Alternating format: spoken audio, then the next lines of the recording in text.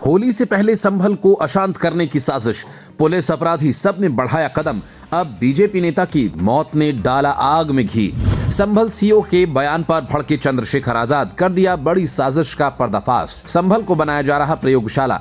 कौन है जो संभल की शांति भंग करके बनना चाहता है बड़ा नेता? पश्चिमी यूपी के लिए हो रही तैयारी, जयंत चौधरी के लिए खतरे की घंटी। संभल को क्या पश्चिमी उत्तर प्रदेश की राजनीति के लिए लेबोरेटरी बना दिया गया है और यहाँ प्रयोग करके पूरे देश की राजनीति को प्रभावित करने की कोशिश हो रही है? और सवाल तो ये भी है कि क्या होली से पहले संभल के खिलाफ कोई बड़ी साजिश रची जा रही है और इस शहर की शांति को भंग करने की कोशिश की जा रही है? क्योंकि आप क्रोनोलॉजी को समझिए। पहले संभल के सीओ का वो विवादित बयान आता है, उसके बाद नेताओं के बयानों की बाढ़ सी आ जाती है, फिर सीएम का अनुज चौधरी को समर्थन मिलता है और 2 दिन बाद बीजेपी के एक नेता को जहर का इंजेक्शन देकर उसकी सांसें छीन ली जाती हैं। क्या आपको ये सब सामान्य लग रहा है? नहीं, ये बिल्कुल भी सामान्य नहीं है। चंद्रशेखर आजाद इसके पीछे एक गहरी साजिश का खुलासा कर रहे हैं। उनका कहना है कि अनुज चौधरी ऐसे बयान खुद नहीं दे रहे हैं, बल्कि उनसे ये बयान दिलवाए जा रहे हैं और पश्चिमी यूपी में आरएलडी का विकल्प तैयार किया जा रहा है, क्योंकि बीजेपी वहां मोदी लहर के बाद अपने दम पर कोई कमाल नहीं कर पाई है।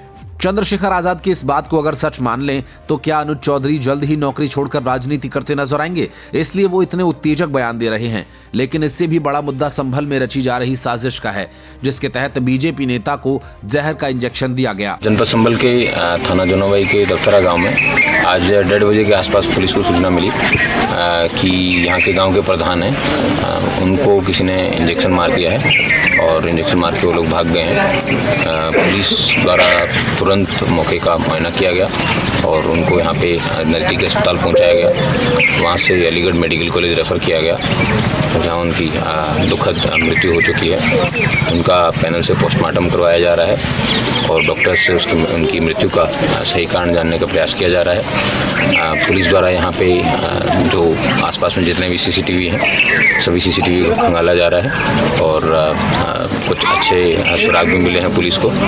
जल्द ही जिन व्यक्तियों द्वारा ये इंजेक्शन मारने की घटना कारित की गई है, उन व्यक्तियों को गिरफ्तार कर विधिक कार्रवाई सुनिश्चित की। बीजेपी नेता के साथ हुए इस कांड के बाद संभल में होली से पहले पुलिस सतर्क हो गई है और अमन की चाहत रखने वाले परेशान हैं, क्योंकि जिन लोगों ने बीजेपी नेता गुलफाम सिंह यादव को इंजेक्शन देकर मारा, उन्होंने पहले आकर उनके पैर छुए और फिर इंजेक्शन देकर फरार हो गए। अभी तक पुलिस के हाथ इस केस में कुछ खास लगा नहीं है और होली जुमे के दिन है। रमजान के महीने का जुमा मुस्लिम समाज के लिए काफी अहम होता है, लेकिन फिर भी अनुज चौधरी एक ऐसा बयान देते हैं जो बवाल मचा देता है और पूरा विपक्ष सरकार के साथ साथ प्रशासन पर भी हमलावर हो जाता है। देखिए, अनूप चौधरी ने तो दंगा ही कराया था। अनूप चौधरी कह रहे थे गोली चलाओ गोली चलाओ। देखा सबने कि नहीं देखा? सबने देखा है। वही सीओ थे जो हुआ था, तो वो उनसे क्या उम्मीद करोगे? कोई ठीक बात करेंगे? जब कभी व्यवस्था बदलेगी तो ऐसे लोग तो जेलों में रहेंगे। समाजवादी पार्टी ही नहीं, कांग्रेस समेत तमाम विपक्षी दल अनुज चौधरी पर भड़क गए थे, क्योंकि अनुज चौधरी ने खुले मंच से जिस तरह की भाषा का इस्तेमाल किया था उस पर उन्हें ऐतराज था। इसलिए आप भी सुन लीजिए अनुज चौधरी ने क्या कहा था। तो मेरा स्पष्ट संदेश ये है, जिस भाई को होली खेलनी हो उस दिन वो बाहर निकले और जिसमें कैपेसिटी हो रंग खेलने की, जिसका बड़ा मन हो वो बाहर निकले, नहीं तो अनावश्यक कोई भी आदमी बाहर ना निकले। अपने बच्चों के साथ रहे, अपने घर में नमाज पढ़े, क्यों घर में भी तो पढ़ते हैं। कोरोना टाइम में घर में नहीं पढ़ी। मेरे ख्याल से साल में 52 के करीब जुम्मे आते हैं एक साल में, और इत्तेफाक से ये जुम्मा अपना रंग के दिन आया है।